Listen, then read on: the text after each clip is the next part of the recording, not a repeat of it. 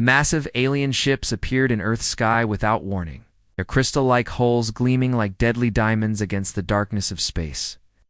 The Kethmoran Empire had arrived, and with them came the shadow of death that had already consumed 17 other worlds across the galaxy. Admiral Kong Minho pressed his face against the thick glass of the Seoul Defense Complex, watching the enormous fleet hover silently above. Each ship was larger than any city on Earth, their surfaces pulsing with strange blue light that seemed to pulse like a heartbeat. He had seen the recordings from other worlds, the same ships, the same light, the same terrible silence before. The end came. How many? He asked quietly. Lieutenant Park Ji-won checked her instruments, her hands trembling slightly as she read the numbers. Over 300 vessels, sir. The largest is nearly 50 kilometers long. She paused, swallowing hard. Our entire global fleet combined would barely match one of their smaller ships. The message had come exactly 12 hours ago, broadcast simultaneously to every communication device on Earth.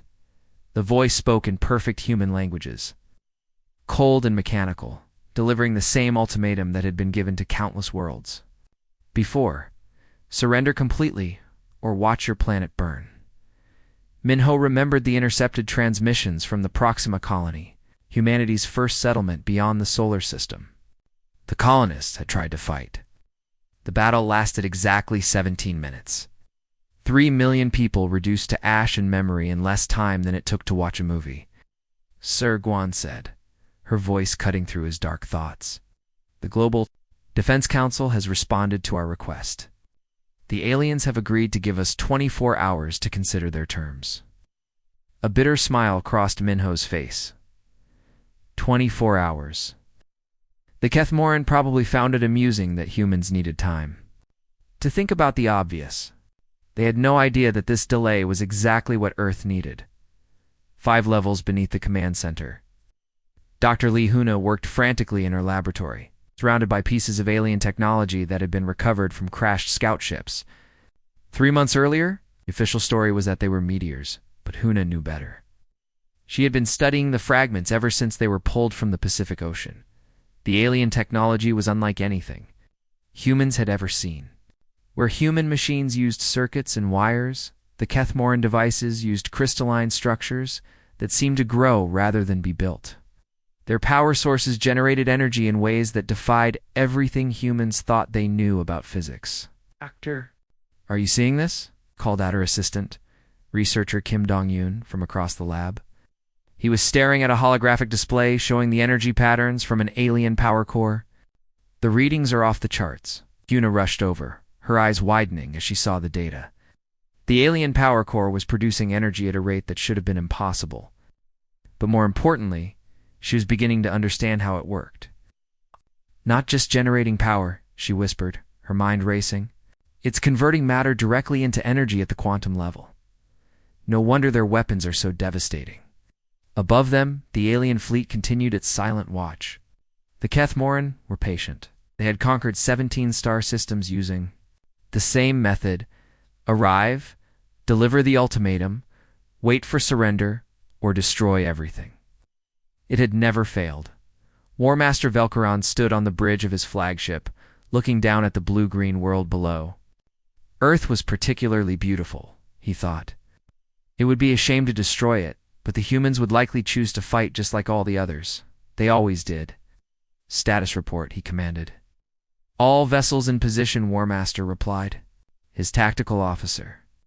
"The human military forces are mobilizing, but their technology is primitive. We could end this in minutes, if you give the order." Velkaran nodded. The humans had nuclear weapons, advanced aircraft, and space stations, but compared to Kethmoran technology, they might as well be throwing rocks. Still, he would honor the 24-hour delay. It was traditional. Back in the underground laboratory, Huna made a discovery that changed everything. Hidden within the alien power core was a weakness, a resonance frequency that caused the crystalline structure to become unstable. If she could replicate that frequency using human technology, she might be able to turn their own weapons against them. "Dong-yoon," she called urgently, "contact Admiral Kong immediately. Tell him we might have found something." The young researcher's eyes widened with hope. You mean we might actually have a chance? Huna looked at the alien fragments scattered across her workbench, then at the holographic displays showing the massive fleet above. Humanity was outgunned, outnumbered, and facing technology centuries beyond their own. But they had something the Kathmoran had never encountered in their 3 centuries of conquest. They had the ability to learn, adapt, and fight back. Maybe, she said quietly. Just maybe. The first day of Earth's war for survival had begun. The sun was just beginning to rise over Seoul when the sky exploded with blue light. Captain Kim Won-ho was already in his cockpit, strapped into the modified F-35 fighter that Dr. Lee Huna's team had worked on all night. The alien weapon attached to his aircraft looked strange and dangerous, with crystals that glowed and wires that seemed to pulse with their own life. All units. This is command, crackled the voice in his helmet. The enemy is firing on major cities worldwide. You are cleared to engage. Won-ho looked up through his canopy and saw the massive alien ships floating like dark clouds above the city. Beams of pure energy were shooting down from them, striking buildings and turning everything they touched into dust and smoke.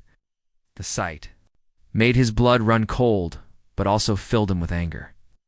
Thunder Squadron, follow my lead, he said into his radio. His 3 wingmen responded immediately, their own modified aircraft rising to meet the enemy. The alien interceptors came down to meet them like angry hornets. They were sleek and fast, moving in ways that seemed to ignore the laws of physics. But Won-ho had something they didn't expect. One of their own weapons. Crudely attached to his human fighter, but still deadly. He pressed the trigger and watched as a beam of blue energy shot from his aircraft. The alien ship he was targeting seemed to pause in surprise before exploding in a shower of crystal fragments. His wingman cheered over the radio as they scored their own hits. Impossible, Won-ho heard someone say in his earpiece. It was the intercepted alien communication that intelligence was feeding to all pilots. The enemy was confused and frightened. Above in the command ship, War Master Velkaran stared at his tactical display in disbelief. The primitive humans were somehow using Kathmoran technology against them. Their weapons were crude and unstable, but they were working. How are they doing this? He demanded from his tactical officer. Unknown War Master. Our energy signatures are being detected in their weapons, but the integration is ... chaotic. It should not be possible. Velkaran had conquered 17 worlds, and never once had the native species been able to use captured Kathmoran technology. The weapons were designed to work only with Kathmoran neural patterns and energy signatures. Yet somehow, these humans had found a way. Down in the ruins of Tokyo, the situation was even more alarming from the alien perspective. Sergeant Odeho crouched behind a piece of rubble, holding an alien energy rifle that his unit had stripped. From a fallen Kathmoran soldier, the weapon was twice the size it should be for human hands. But his engineers had attached a human battery pack and modified the trigger mechanism. Listen up, he told his squad. These things get hot fast, so short bursts only. And remember, when one of these alien bastards goes down, grab his weapon. We need every advantage we can get. The alien foot soldiers were advancing through the city streets, their crystal armor glinting in the morning light. They moved with confidence, expecting the humans to run or hide. Instead, they walked into a trap. Odeho's modified alien weapon fired with a sound like breaking glass. The energy beam struck the lead alien soldier in the chest, sending him crashing to the ground. His squad opened fire with their own captured weapons. And suddenly the street was filled with the deadly blue light of Kathmoran. Energy beams. The aliens had never faced an enemy that could turn their own weapons against them so quickly. Within hours of the first battle, human soldiers were stripping weapons and equipment from fallen enemies and figuring out how to use them. In an underground bunker in Moscow, engineer Park Soo-jin was working frantically to understand how the captured alien technology functioned. She had been awake for 36 hours straight, but the breakthrough she had just made was worth every moment of exhaustion. The weapons have a learning protocol, she reported to her superiors over a secure video link. They adapt to the users. Neural patterns after prolonged contact, The aliens never expected anyone else to be able to use them long enough for this to happen. This was revolutionary information. It meant that the longer humans fought with captured alien weapons, the better those weapons would work for them. The Kethmoran had created technology that could be turned against them. They had never realized it. Back in orbit, Velkarin was receiving reports from across the globe that filled him with growing concern. Human resistance was not collapsing, as it should. Instead, it was growing stronger. Every battle seemed to teach them something new about Kethmoran technology. "Sir," his communications officer reported nervously. "We're intercepting human transmissions. They're sharing technical information about our weapons and ships across their entire planet in real time." Velkarin felt something he had never experienced in 3 centuries of conquest. Doubt. The humans were not just fighting back. They were learning from every encounter. Each defeat taught them something new. Each captured weapon became a tool. For future victory?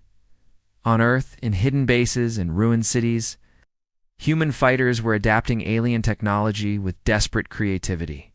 They were outgunned and outnumbered. But they had something the Kethmoran Empire had never encountered in their long history of conquest. They had the ability to learn from their enemies and turn that knowledge into weapons of their own. The war was just beginning, and already the aliens were starting to realize they had made a terrible mistake. The underground laboratory beneath the rocky mountains hummed with activity, even at 3 in the morning. Dr. Yoon Soman had been awake for 18 hours straight, her eyes burning from staring at computer screens filled with alien code. Empty. Coffee cups littered her desk, and her hair was messy from running her hands through it in frustration. Then, exactly 3:47 a.m., everything changed.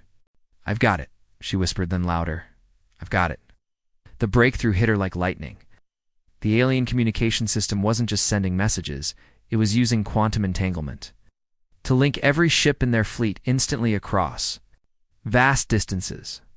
Her fingers flew over the keyboard as she began to decode the alien transmissions. Suddenly, the computer screens filled with enemy communications. She could hear the Kethmoran commanders talking to each other, planning their next attacks, discussing their weaknesses. "This is incredible," she breathed, recording everything. Within minutes, she had the location of every alien ship there, battle plans, and even their supply routes. She grabbed her secure phone and called Admiral Kong Minho directly. "Sir, you need to hear this. We're not just defending anymore. We're about to start hunting them." Across the world, other human scientists and engineers were making their own breakthroughs. In a hidden facility in South Korea, engineer Choi Yemen was putting the finishing touches on his latest creation, a rifle that looked like nothing either species had ever seen before. The weapon used human bullets, but each one was wrapped in an alien energy field that made it incredibly deadly. The bullets could punch through Kethmoran armor like it was paper, and the energy field made them nearly impossible for alien sensors to detect until it was too late. "What a fire in 3, 2, 1, Yemen announced to his team. Duh. The weapon fired. With a strange double sound, the crack of a human gunshot followed by the hum of alien energy. The target, a piece of captured Kethmoran armor, simply vanished. His assistant, Lee Mikyung, stared in amazement. The alien's own sensors can't identify this as a threat because it's part human technology and part alien. It's like we're invisible. To them, Yemen smiled grimly. That's the idea? We're going to give them a very unpleasant surprise. Meanwhile, in the ruins of what used to be downtown Los Angeles, Commander Han Mingi was leading her special operations team through the wreckage toward their target. A Kethmoran corvette, a smaller warship about the size of a city block, had crash-landed during the previous day's battle. "Remember," she told her team over their radio, "we're not here to destroy it. We want to capture it intact. Intelligence says this could be our first chance to get a complete alien ship." The team moved carefully through the debris, using captured alien cutting tools to slice through the twisted metal of the ship's hull. The tools worked by generating intense heat that could melt through almost anything, but they were tricky to use and sometimes exploded if handled wrong. "Hull breach in Section 7, reported Sergeant Kim Tae-young. We're inside." The interior of the alien ship was like nothing they had ever seen. Corridors were too wide for humans and curved in strange ways that made no sense. The walls seemed to be made of the same crystal material as the ship's weapons, and they glowed with a soft blue light that cast eerie shadows. "Stay alert," Minji whispered. "We don't know if there are survivors." They moved through the ship room by room, their hybrid weapons ready. The alien technology was everywhere.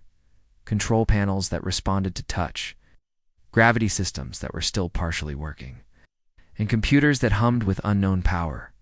In the ship's command center, they found what they were looking for.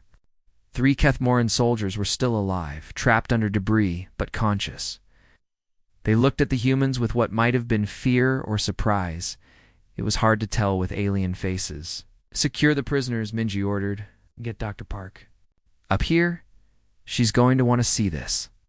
Within hours, human scientists were swarming over the captured ship, learning everything they could about Kethmoran technology. They discovered how the aliens generated artificial gravity, how their weapons worked, and most importantly, how their shields functioned. Back in orbit, Warmaster Velkarin was receiving reports that made his blood run cold. The humans were not just surviving, they were getting better at fighting. Every battle taught them something new about Kethmoran technology. "Sir," his tactical officer reported nervously, "we're detecting human transmissions using our own communication frequencies. Somehow they've broken our encryption." Velkarin stared at the tactical display showing human forces moving with coordination that should have been impossible. They were predicting Kethmoran movements, setting traps, and using hybrid weapons that his sensors couldn't properly identify. "This is unprecedented," he said quietly. "In 3 centuries of conquest, we have never faced an enemy that could adapt this quickly. The war that was supposed to last days had stretched into months." The humans were learning, growing stronger, and turning Kethmoran technology against its creators. For the first time in his long military career, Velkarin began to wonder if the Kethmoran Empire might actually lose on Earth. In hidden bases and secret laboratories, human ingenuity was transforming the tools of their would-be conquerors into weapons of liberation. The students were becoming the teachers, and the lesson they were about to give the galaxy would be remembered forever. The massive alien command ship hung in the sky above Sydney like a dark mountain, its crystalline hull reflecting the fires burning across the Australian continent below.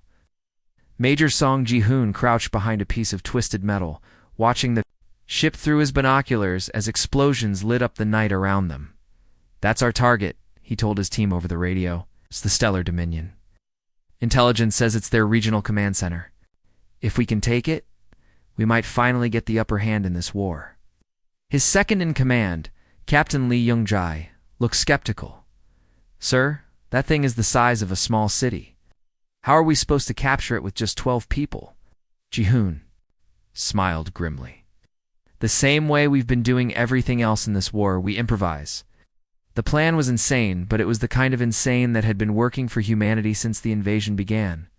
They would use captured alien transport pods to reach the ship, then fight their way to the bridge using hybrid weapons and pure determination. The assault began at midnight. Ji-hoon's team rode stolen alien vehicles up to the massive ship there. Hybrid weapons charged and ready. The Kethmoran defenders were expecting human aircraft or missiles, not commandos using their own technology against them. "Breach in progress," reported Sergeant Park Hae-jin, as she used an alien cutting tool to slice through the ship's hull. The metal parted like butter, revealing the strange blue-lit corridors inside. The battle through the ship was brutal. Kethmoran soldiers were skilled and well-equipped, but they had never faced humans who fought with such creativity and adaptability. Every corridor became a battlefield, every room a potential trap. "They're not fighting like any enemy we've encountered before," one alien soldier reported to his commander before a human grenade ended his transmission. Ji-hoon's team moved through the ship like ghosts, using the aliens' own technology against them. They turned gravity generators into weapons, used communication systems to confuse enemy responses, and employed captured alien armor that made them nearly invisible to Kethmoran sensors. After 6 hours of fighting, they reached the bridge. The final battle was short but decisive. The Kethmoran commander, Sub-Commander Melthor, surrendered when he realized that his entire crew was either dead or captured. "You fought well," Ji-hoon told him respectfully, "but this is our world, and we will not give it up." The captured aliens expected to be executed or tortured for information. Instead, they found themselves facing something completely unexpected. Dr. Lihuna arrived on the ship within hours. Not with weapons or torture devices, but with computers and translation equipment. "I want to understand you," she told Melthor.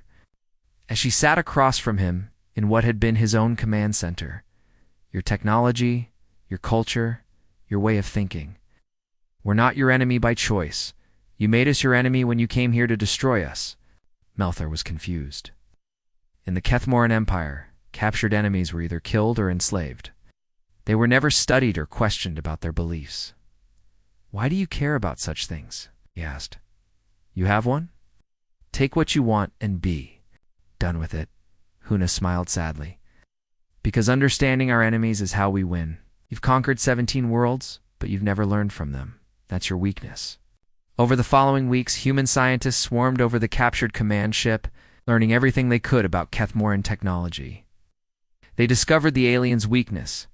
Their entire fleet was connected through quantum, networks that allowed instant communication across vast distances. But this same network could be used against them. Colonel Nam Hunhua worked day and night with his team of computer experts to develop something that had never existed before. A virus that could spread through quantum communication networks. It was incredibly difficult to create, requiring them to understand alien computer systems that worked completely differently from human technology. "It's like trying to write a computer program in a language that doesn't exist," complained his assistant, Dr. Kim Soyan, as she struggled with the alien code. "Then we'll invent the language," Hyunwoo replied. "We've done impossible things before." Virus they created was elegant in its simplicity. It would spread through the alien network like a disease, causing their ships to lose coordination, their weapons to malfunction, and their defenses to fail at critical moments. But the real turning point came when humanity stopped just defending Earth and started attacking the alien fleet directly. Using the captured command ship and smaller vessels they had taken in battle, human pilots began striking at the heart of the Kethmoran Armada.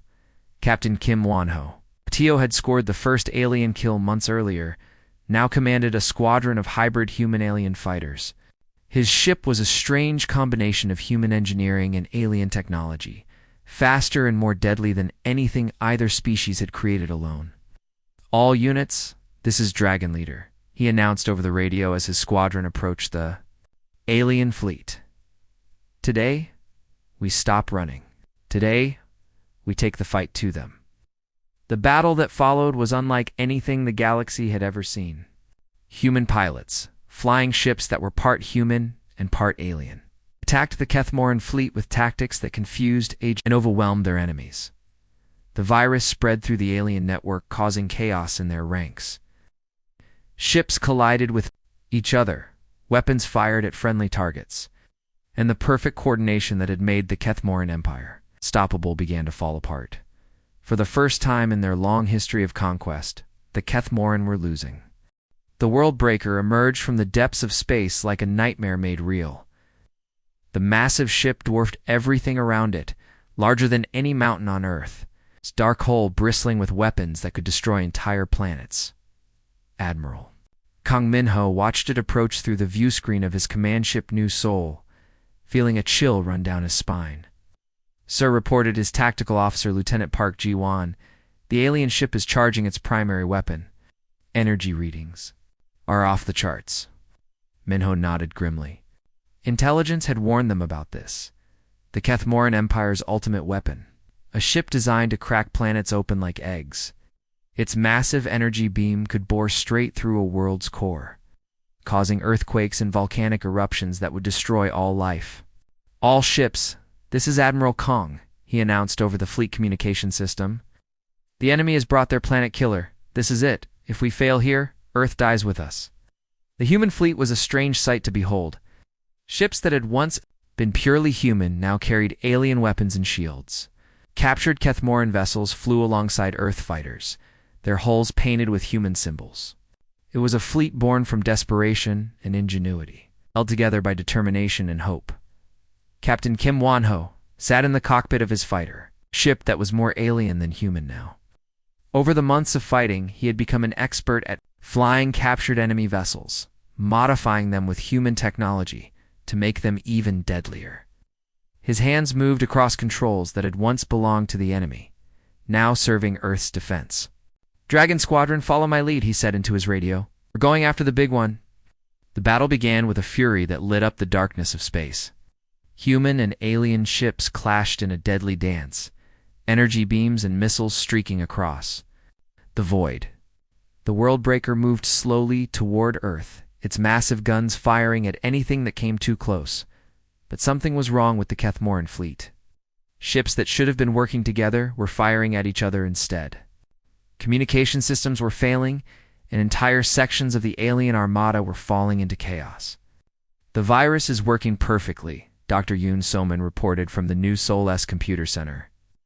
"Their quantum network is completely infected. They can't coordinate their attacks anymore."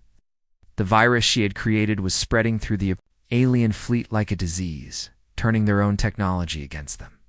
Ships lost navigation, weapons systems malfunctioned, and the perfect coordination that had made the Kethmoran Empire unstoppable was crumbling. War Master Velcorin stood on the bridge of the Worldbreaker, watching his fleet tear itself apart. 3 centuries of conquest. And now his forces were being defeated by primitives who had learned to use his own weapons against him. "Sir," his weapons officer reported, "the primary cannon is fully charged. We can destroy the planet now." Velcorin stared at the blue-green world below. He had wanted to add it to the Empire, but if he couldn't have it, no one could. "Fire," he ordered. The Worldbreaker's main weapon began to glow with terrible light. Energy gathered in its massive cannon, enough power to split a planet in half. But as the weapon prepared to fire, Captain Kim Won-ho and his squadron were diving toward the ship's energy conduits. Dr. Yoon's calculations better be right, he muttered as he fired his alien weapons at the ship's power systems. The energy beam struck the conduits just as the planet killer was about to fire. Something went wrong, or perhaps, from humanity's perspective, something went very right. The massive energy beam that was meant to destroy Earth instead turned on the alien fleet itself. The weapon that could crack worlds began firing at the Kethmoran ships, cutting through them like they were made of paper. "Impossible," Velcorin whispered, as he watched his own weapon destroy his fleet. But the humans had done the impossible before. Now they were doing it again. The Worldbreaker spun out of control, its planet-killing beams sweeping across space and destroying everything in its path. Kethmoran ships exploded in brilliant flashes of light as their own ultimate weapon turned against them. In the chaos, human ships moved in for the final attack. They had learned to fight like their enemies, to use alien technology better than the aliens themselves. The fleet that had come to conquer Earth was being destroyed by Earth's defenders. Velcorin's final transmission was broadcast across the galaxy, a warning to any who might threaten humanity in the future. "Mark this system as forbidden. The beings here do not break. They make everything else break first." The battle ended with the destruction of the Worldbreaker and the retreat of the few surviving Kethmoran ships. Earth had won, but at a terrible cost. Cities lay in ruins, millions had died, and the world would never be the same. But humanity had proven something to the galaxy that day. They were not victims waiting to be conquered. They were survivors, learners, and fighters who could turn any weapon against its creator. As Admiral Kong Min-ho watched the last alien ships disappear into the darkness of space, he knew that Earth's place in the galaxy had changed forever. They were no longer alone, no longer defenseless. The stars themselves had learned to fear the name of humanity.